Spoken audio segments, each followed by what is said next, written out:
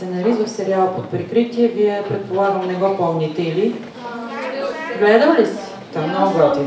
Ваня Щерева е българска актриса, певица и писателка. През 1996 година завършва актьорско майсторство за драматичен театър в класа на професор Стефан Данаилов в НАТФИЗ. През 2005 година излиза първият и роман «Образцов дом», в който пише за себе си. Други нейни книги са 30 неизвинени, Фасове, Татко, Аз и ангелът, Стъклен дом. Аз ще им говоря за сценарно писане, което е доста различно от литературата като похват.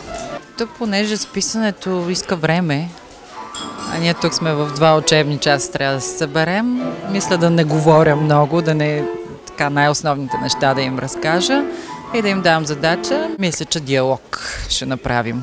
Ще разработим сцена от сериал с диалог. Имах идея тази година в училище да направим пиеса и много се колебах за сценария, но времето не стигна и не можа да се реализира.